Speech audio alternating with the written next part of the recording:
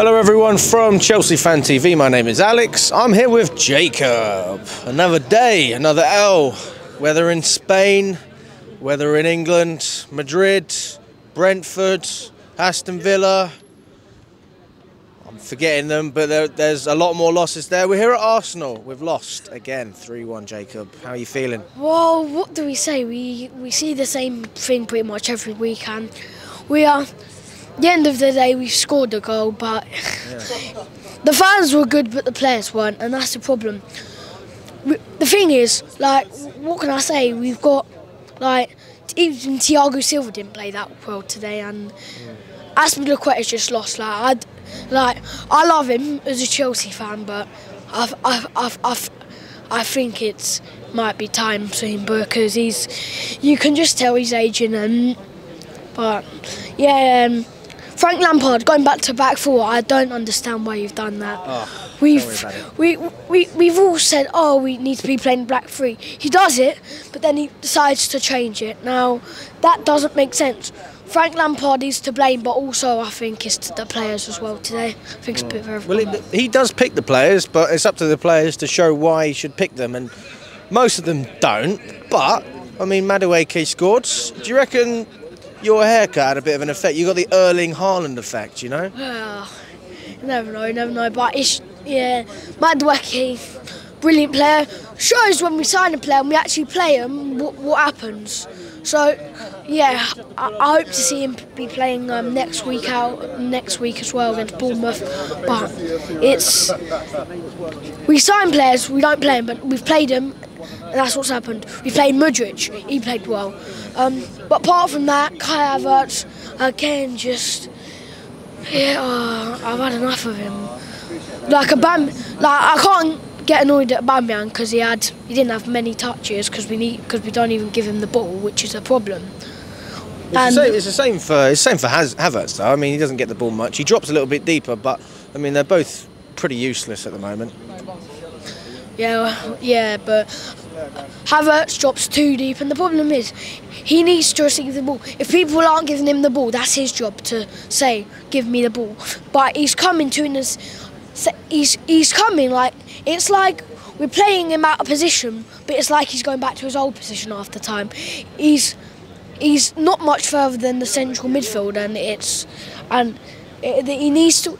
We need to get an out-and-out striker or play Aubameyang if that's what Lampard wants to do, but Lampard's only here for the rest of this season, so hopefully we can maybe get someone else that maybe we might get a win, maybe. Even playing an out-and-out striker only lasted 45 minutes. He came straight off, and I thought Havertz was better than Aubameyang. So whether that means anything remains to be seen. But I mean, if I'm Pochettino, I'm looking at this team.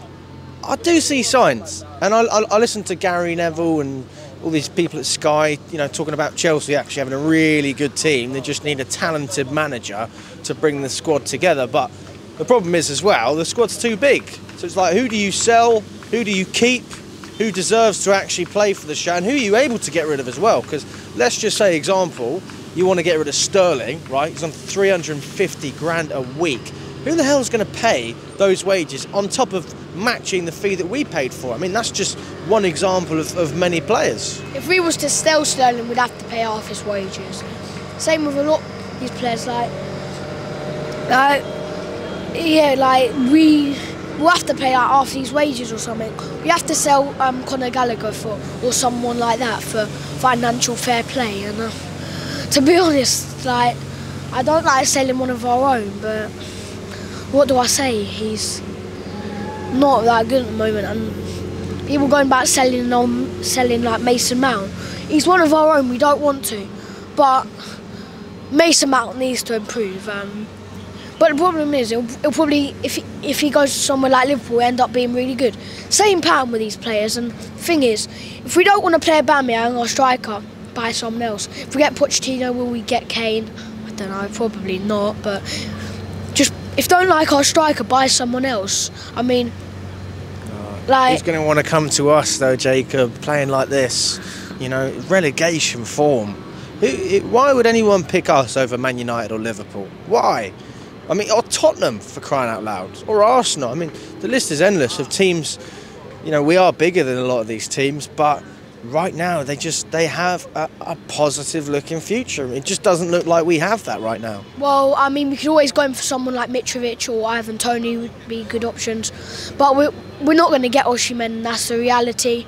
There's no point getting upset about that because that's what it is.